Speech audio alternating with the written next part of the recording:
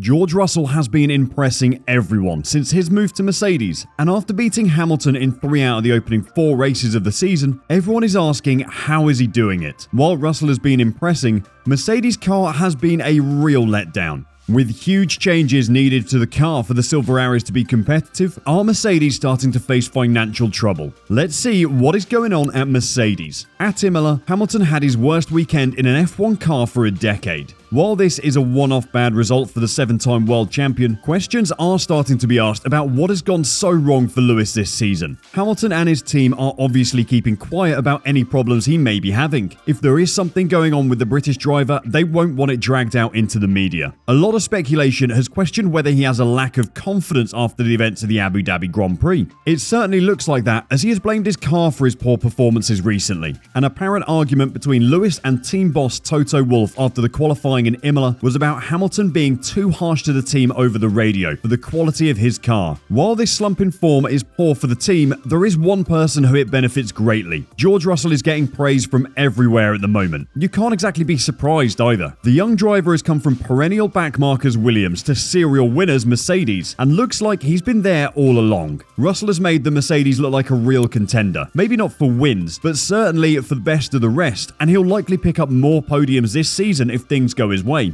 It's particularly impressive when you consider Hamilton's recent comments on the car. There are people that watch and say, "I've never had a bad car," and I can assure you I have, Hamilton explained after the sprint at Imola on Saturday. The 2009 car was very, very far off, and was the worst car I've had. This car currently is not far off that experience. Hamilton might not be happy with the car, but former F1 driver Ralf Schumacher seems to think he should stop whining after the performances Russell has put in. Speaking to Sky Germany, Schumacher said he has to ask himself why George Russell is so much faster than him. A 13th place is of course not Hamilton's ambition. He has to admit to himself that Russell is the better driver right now. If this continues in the next few weeks, it'll be exciting in the team. There could be changes in the ranking. The former Williams man currently lies 4th in the driver's standings, and just 37 points behind Charles Leclerc after a string of point finishes. He is the only driver on the grid to finish in the top 5 4 successive times this season. Meanwhile, Hamilton is languishing down in 7th with 21 points fewer than his teammate. Mercedes are a team known for having a first and second driver. They favoured Hamilton over Valtteri Bottas for years after the Finn was unable to consistently challenge the Brit. It is something all teams do towards the end of the season, but normally they keep it quiet. Mercedes famously relegated Bottas to Hamilton's wingman for much of his time at the Silver Arrows. Like Ralph says, if Hamilton's poor form continues, he may find his race strategy compromised in future races to help Russell score maximum points. So what is it that Russell is doing that's helped him rise to the top of the Mercedes team rankings? George Russell has suggested that his tough experiences with Williams may be helping him get the best out of his faltering Mercedes, while Lewis Hamilton struggles to keep up. The youngster, who is expected to trail his veteran teammate this season, is already 21 points ahead after 4 race weekends. This season would have been torrid enough for Hamilton, with Mercedes' downward spiral in terms of pace and performance, but it has been made even worse, at least on an individual level, by Russell's relative success. The 7-time world champions was expected to dominate his new teammate after stepping up from Williams. "It's just been difficult, really difficult position for us as a team," said Russell. "Perhaps with my struggles at Williams,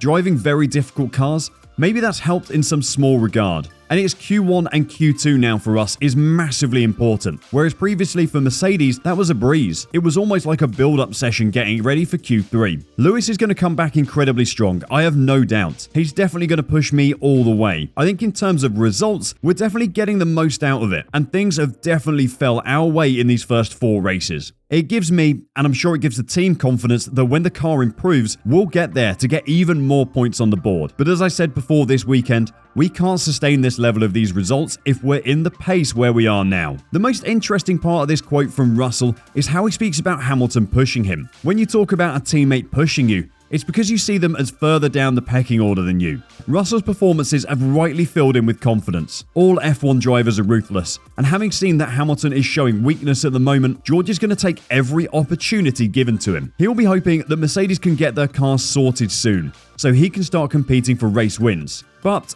that might be a problem. The Mercedes car this season has suffered badly from porpoising, and at the moment, the team seem unsure on how to fix it. The team have insisted that there is potential in the W13 for a race-winning car, but they're currently being held back by their inability to solve the bouncing problem that the rest of the grid have managed to fix. Mercedes team principal Toto Wolff insists the team's toiling W13 has the potential to improve significantly in the near future, but has warned that the team may face financial implications if it needs to completely revamp its design in a bid to avoid porpoising.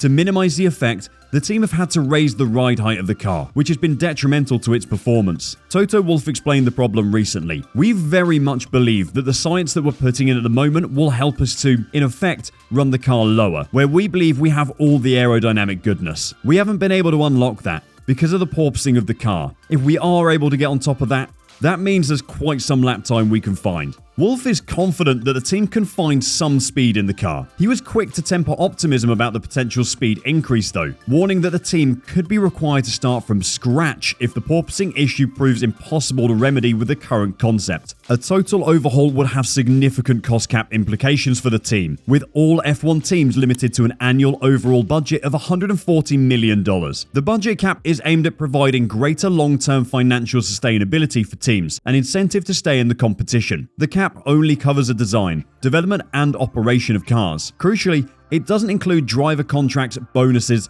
the salaries of a team's 3 highest paid employees, marketing costs, and utility bills. If not, we need to have another idea. If we don't get on top of the porpoising, then there is a more conventional development path that we've not yet taken, Wolff added. I want to give us the time to really properly take such a decision. We haven't changed the concept yet. If we were to do something else, that could potentially go against your cost cap. It would be a huge call by the team to essentially start from scratch with the aero design halfway through the season. With the design of the car being included in the cost cap and Mercedes having less wind tunnel time than any other team this year, they could be in big trouble. If Mercedes do decide to overhaul the car, it's unlikely they would see the benefits until after the summer break, at round 14 in Belgium. Even that might be too soon for the team though. It's a real possibility that Mercedes could be stuck where they are in the pecking order until next season, when a new budget cap comes into place and the wind tunnel time gets recalculated. If you'd said last year that Mercedes might be fighting for the best of the rest this season, people would have called you insane. But as things stand, that's the reality the Silver Arrows are faced with. Do you think Mercedes will be able to solve their problems this season? And is George Russell now Mercedes' #1 driver? Let us know in the comment section down below.